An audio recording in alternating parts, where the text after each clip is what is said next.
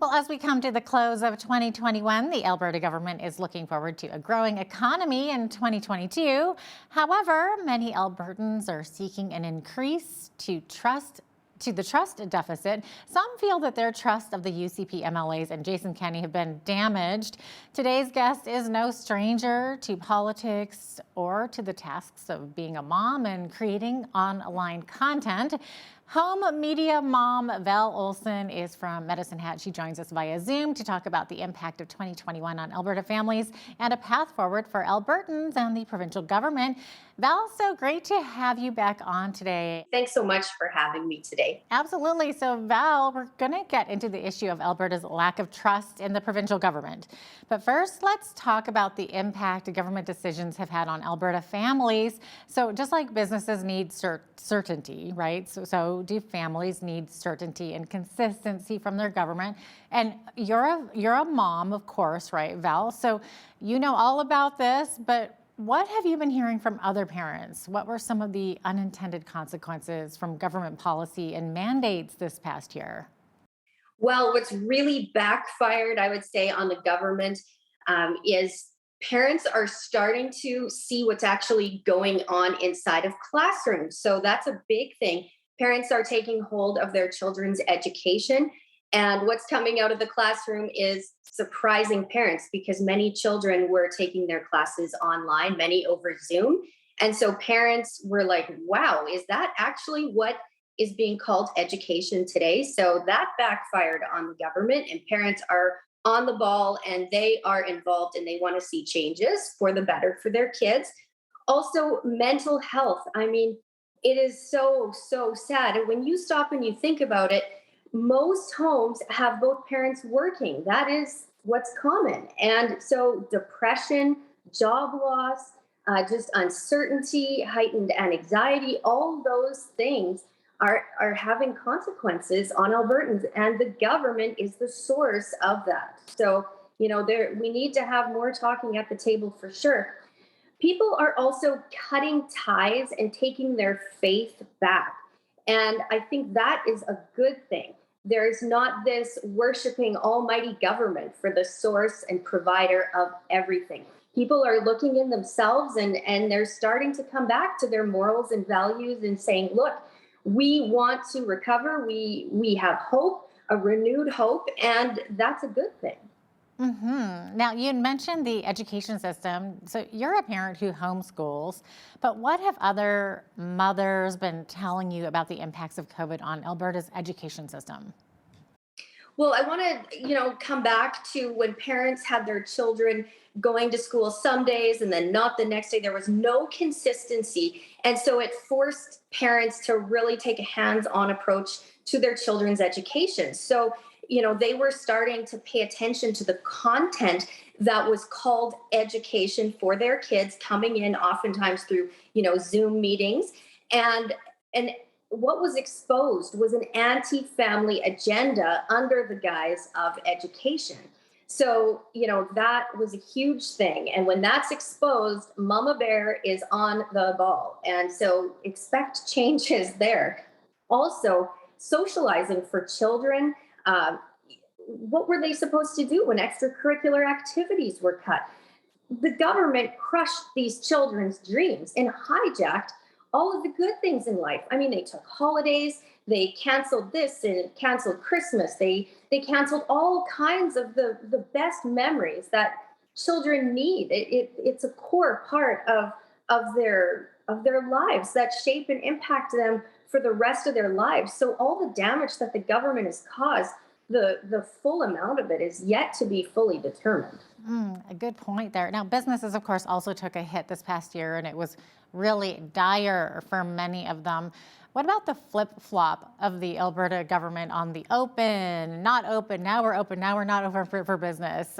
Same thing with the kids, as you were mentioning. They were going to school, then they weren't. I mean, it's hard on people.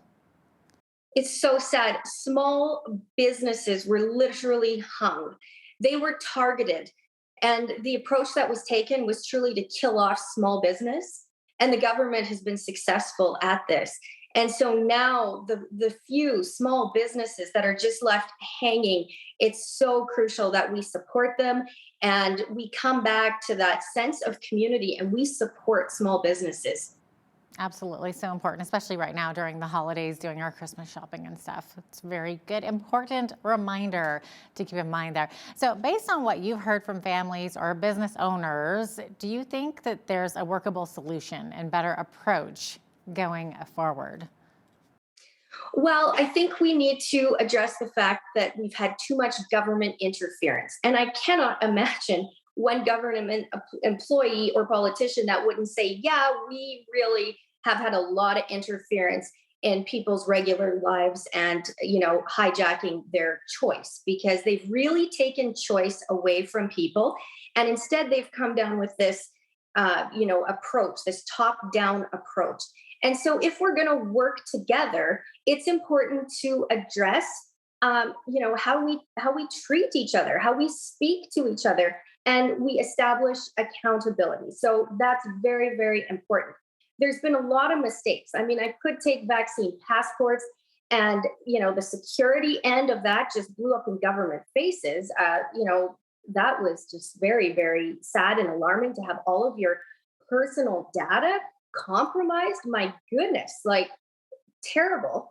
And also, the vaccine passports ushered in segregation. And for the government to be behind segregating policies, that is a fail grade, in my opinion. And many, many parents, I'm just the echo here. I'm talking the majority of people don't like the feeling of segregation in their communities. Yeah, exactly. Now, RBC economists seem to be quite bullish on the Alberta economy for 2022. Many say that Alberta had a large hole to work its way out of. So, as oil prices are strong right now, what do you think families can expect for their finances for this upcoming year? Well, it's less spending money. I mean, how are you even going to drive your cars? And honestly, what it comes down to is food at the table. We're talking about the ability to feed your children delicious Alberta beef, which is healthy and wholesome, or are you going to put a wiener on their plate? And in some cases, that's if you're lucky. Many are forced, if they don't qualify for regulated, food programs put on behalf of the government, they find themselves at the dollar store buying made in China food. So, quality of food is a huge thing and what families are actually able to put on the table. It's scary.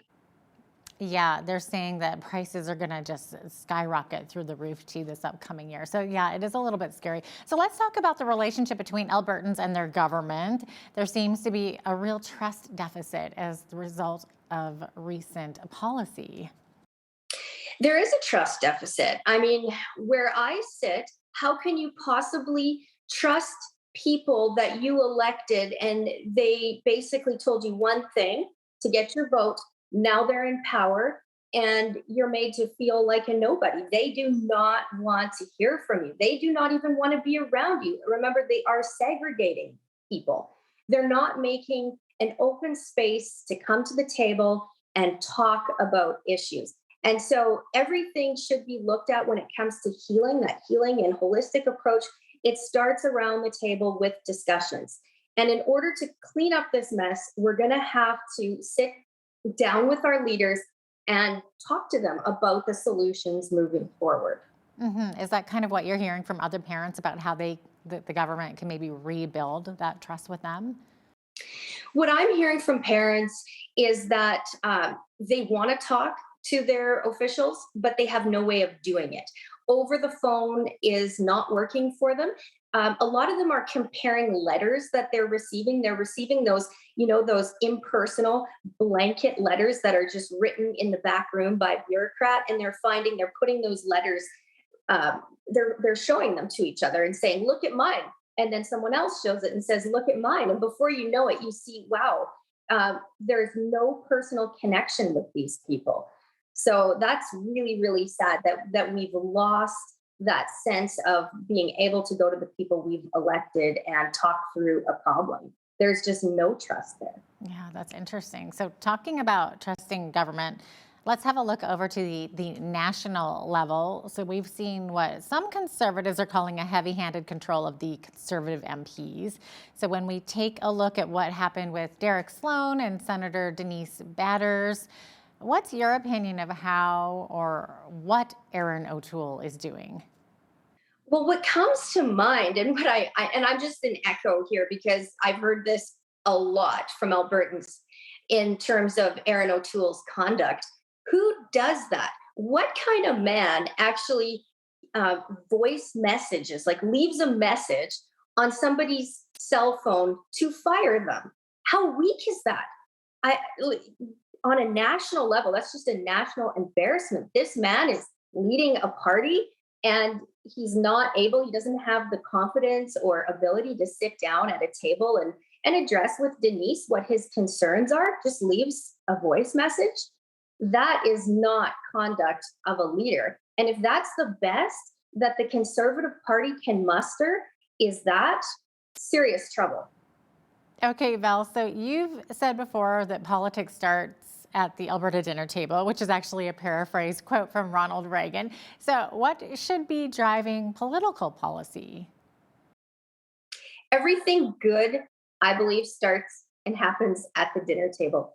That's where problems are solved. And it's because the people around the table you genuinely care about. And that's not the attitude that we have in politics right now. But I think if we take that approach and people come to the table and sit down and listen to each other and ultimately strategize together with shared values and morals. And so we're all heading the same direction, good things will come. Okay, so Val, since you're talking about the dinner table and people that you care about, obviously that includes our children. So, what about conversations with kids? There are so many influential factors on our young ones, right? So, what have you found as a way to share issues and ideas with your kids? Well, homeschooling is a great way to do that. But if you're not homeschooling your kids, that's fine too. Sit down with them and bring them into the conversation. I know it's kind of old fashioned, but I'm telling you that it's tried, tested, and true to make time around the dinner table. Start there and turn off the TV or at least hit it on mute and start having conversations with your kids about what they think. I involve mine and they range in age from 4 up to 16, and the perspective is always different. And they feel a part of the process. And I recognize at the same time, I'm helping shape their morals as they go by including them in these conversations. And you will be shocked at some of the answers you get from your kids. Yeah, that's interesting. And with that said, how can parents advocate for the preservation of their morals and values in our society and in government? How can you kind of keep that going? Don't be afraid. Don't be intimidated. That is my best advice. Have courage and bring to the table what you have. We all have these skills and dreams. Dream big. Don't forget about what you wanted in life when you were little, even when you're an adult. So many adults forget to dream big. And I know that for me, myself, my dreams are that we have peace and we have community and we have all these good things. And so you have to go after those things. And you have to have sometimes hard conversations, but that's okay. Don't be afraid of having a hard conversation. That's where healing truly does begin. Home media mom Val Olson, thanks so much for joining me today. Appreciate it. Thank you for having me. Absolutely. I'm Jeanette Roche on behalf of all of us here at Bridge City News. Thanks for watching.